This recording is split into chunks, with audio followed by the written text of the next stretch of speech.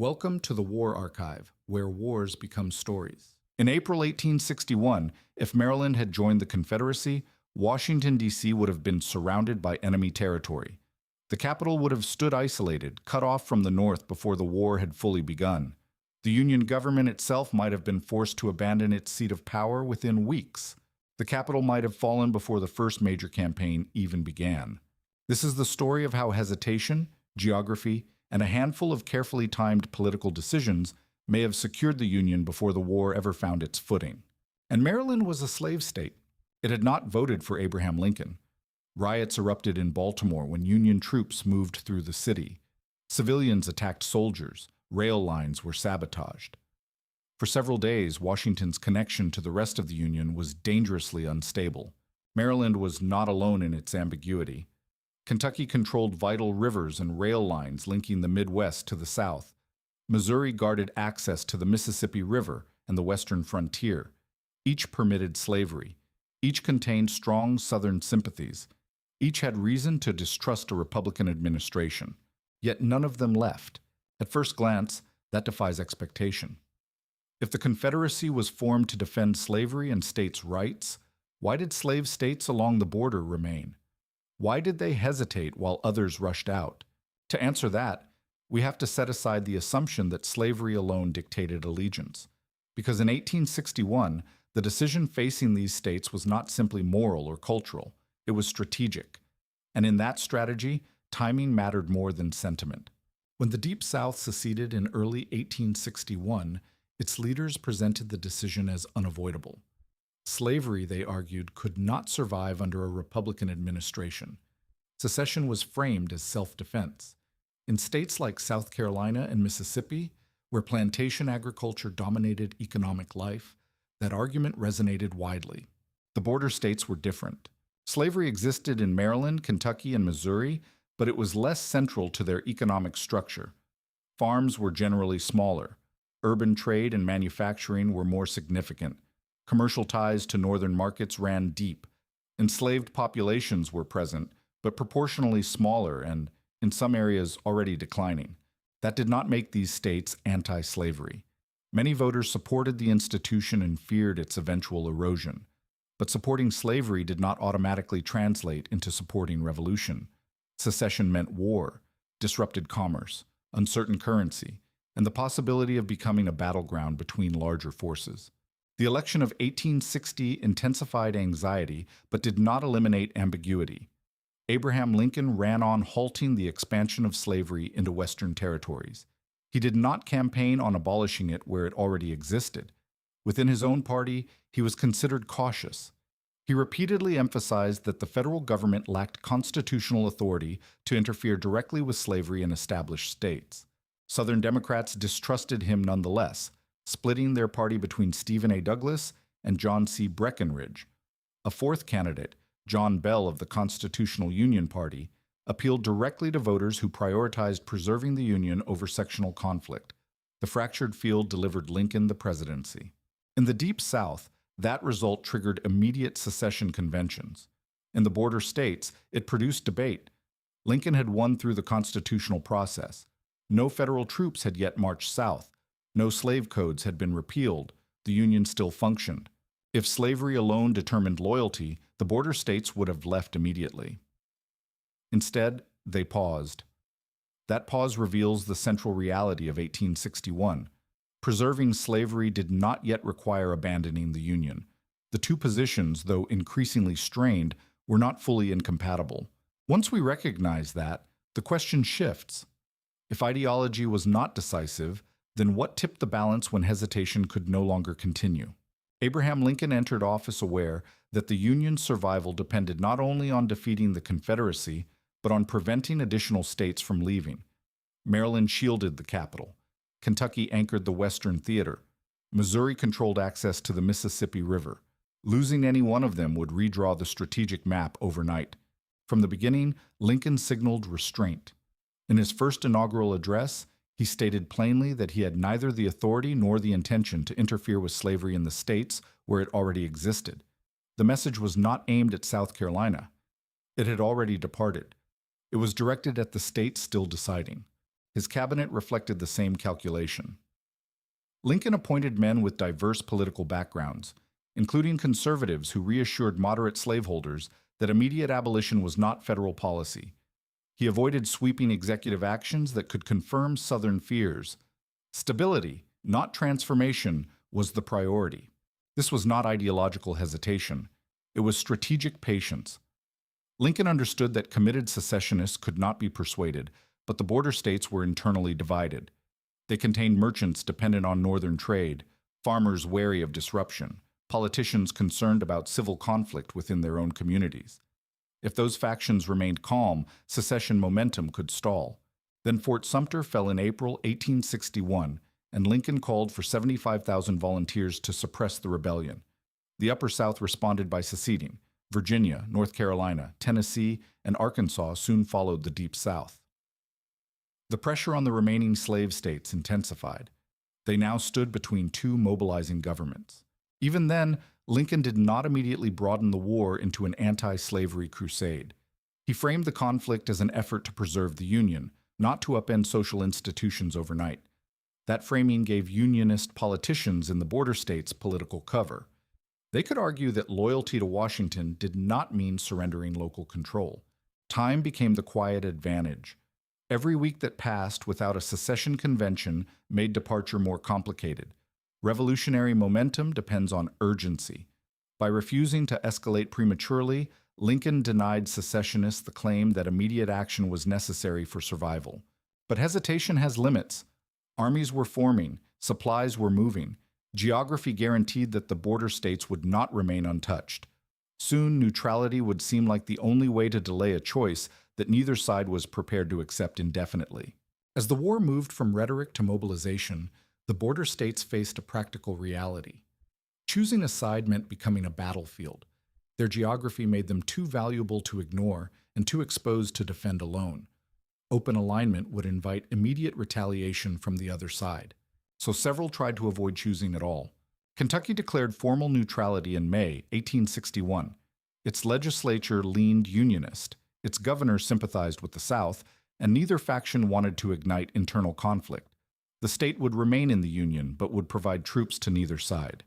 No foreign army, Union or Confederate, would be permitted to operate within its borders. Missouri's situation was more volatile, but similar in spirit. Governor Claiborne Jackson leaned toward secession, yet significant portions of the population, particularly in St. Louis, were firmly pro-Union. Publicly, the state did not secede. Instead, leaders maneuvered carefully, buying time and testing political limits.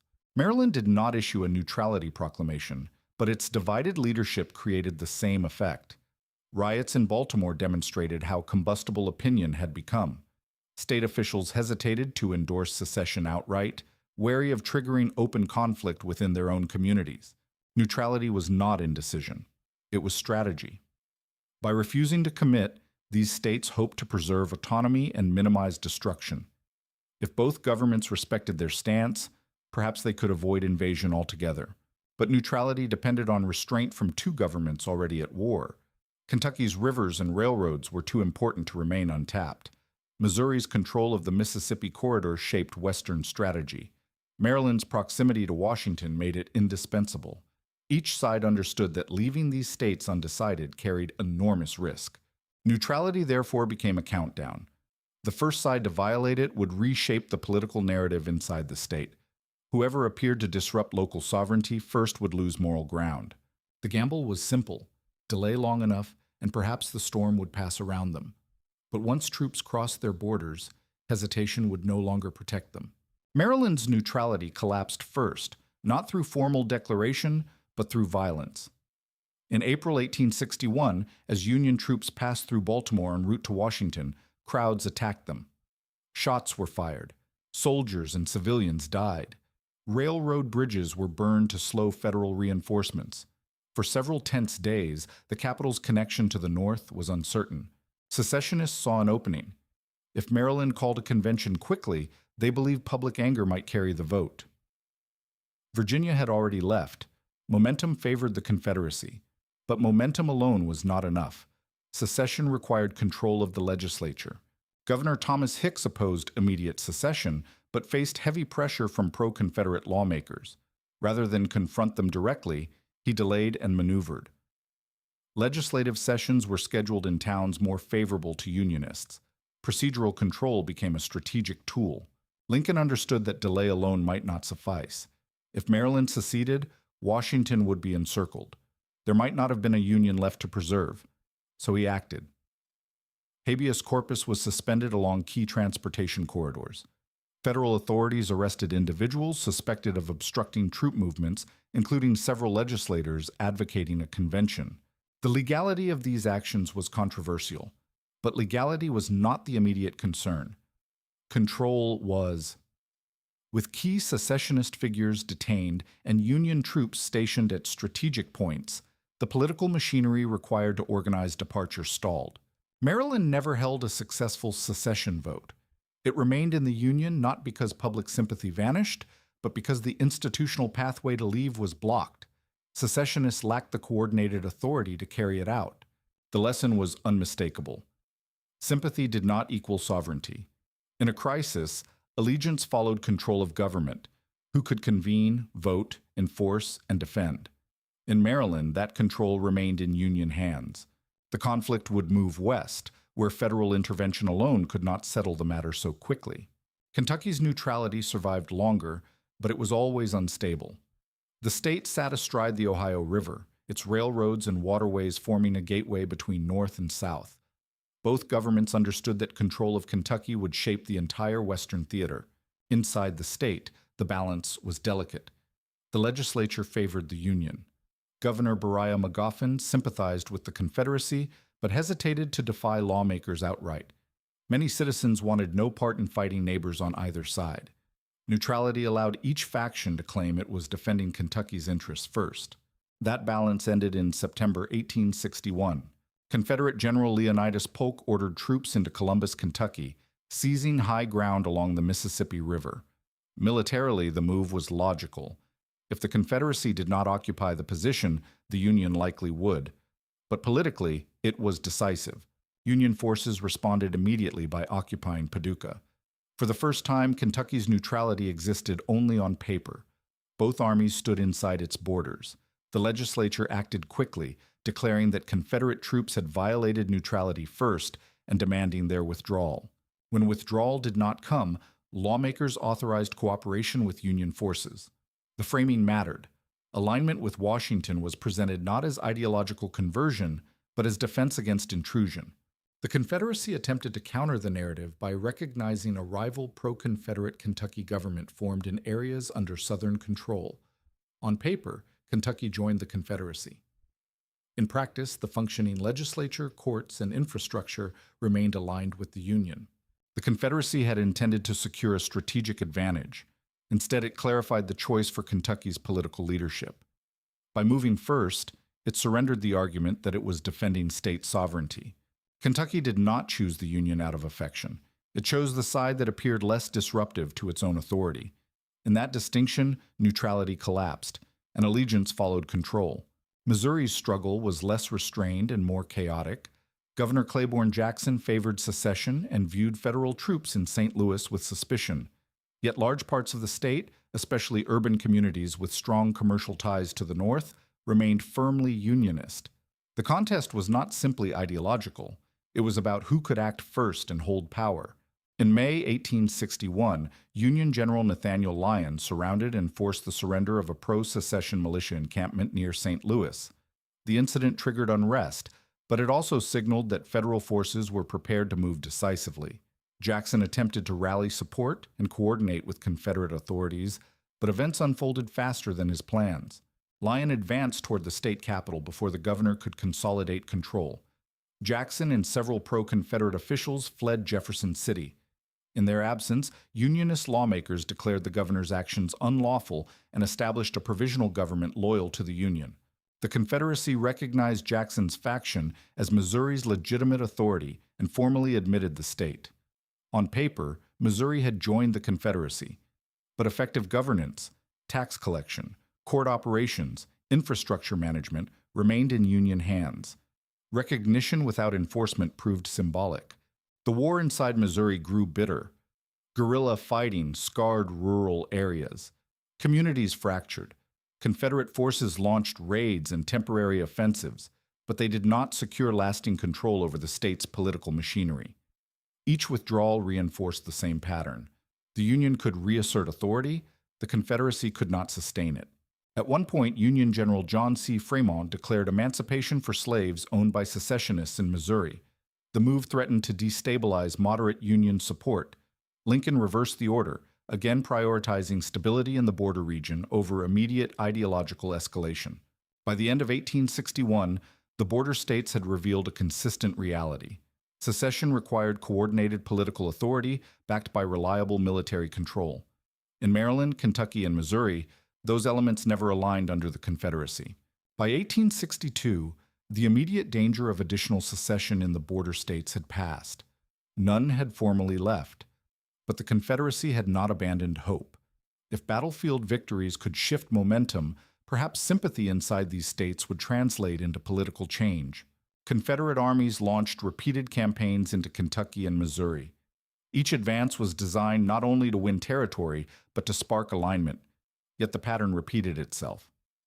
Gains proved temporary. Supply lines stretched thin. When Southern forces withdrew, Union authority returned with greater stability than before. Military performance shaped political credibility.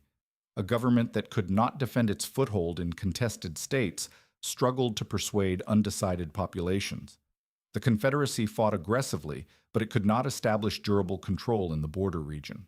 The Union, with greater industrial capacity and interior supply routes, reasserted itself again and again. International recognition never materialized. Britain and France considered intervention, but ultimately withheld it. For border state politicians weighing long-term security, that hesitation signaled uncertainty. A government fighting alone against a larger industrial power faced diminishing odds. At the same time, the Confederacy's internal policies complicated its own founding principles. It had justified secession in the name of states' rights and resistance to federal overreach. Yet as the war intensified, Richmond centralized authority, introducing a national draft, expanding executive power, and limiting certain state prerogatives. Confederate states were explicitly forbidden from abolishing slavery independently. The contradiction was difficult to ignore. A government formed to escape centralized power was consolidating it. The promise of autonomy came with growing constraints. For border states that had hesitated over surrendering local authority to Washington, the alternative no longer looked clearly freer. Meanwhile, the Union maintained a careful distinction. Lincoln's Emancipation Proclamation applied only to areas in rebellion. The border states were exempt. However transformative the war's moral direction became, the federal government did not immediately override their internal institutions. By 1863 and 1864, the calculus shifted decisively. Confederate advances faltered, Union victories mounted. The risk of aligning with a struggling government increased with each campaign. Secession, once framed as defense, began to resemble a gamble with narrowing odds. The border states had not rejected Southern identity outright, but the Confederacy's ability to present itself as the safer, more sovereign alternative steadily eroded. And in moments of uncertainty, credibility mattered more than sentiment. When Lincoln issued the Emancipation Proclamation in 1863, it did not apply to the border states. Slavery remained legal there. That exemption was intentional. The Union could not afford to destabilize the very states that had chosen to remain. But the institution was already weakening. Enslaved people fled to Union lines. Labor systems shifted under military pressure. Political debates accelerated. Maryland abolished slavery in 1864. Missouri followed in early 1865. Kentucky and Delaware held out longer, ending slavery only with the ratification of the 13th Amendment after the war. Because they had not seceded, these states avoided the structural collapse that overtook much of the Confederacy. Their governments did not disintegrate. They were not subjected to military reconstruction in the same way. Representation in Congress resumed without the same federal conditions imposed on former rebel states. They also avoided the scale of devastation seen farther south. Missouri and Kentucky experienced violence and guerrilla warfare, but not the systematic destruction that consumed cities like Atlanta or Richmond. Infrastructure endured. Political institutions survived. Recovery began sooner. After the war, memory shifted in complex ways. In Kentucky especially, cultural identification often leaned southward, despite the state's wartime alignment. It became common to joke that Kentucky joined the Confederacy only after it had already lost. But during the war itself, the calculus had been pragmatic. At every turning point, neutrality, invasion, legislative control, military momentum, the same reality surfaced. Secession required certainty and sustained authority. The border states never saw both aligned under the Confederacy. They did not remain because they rejected the South. They remained because leaving never looked stable enough to win.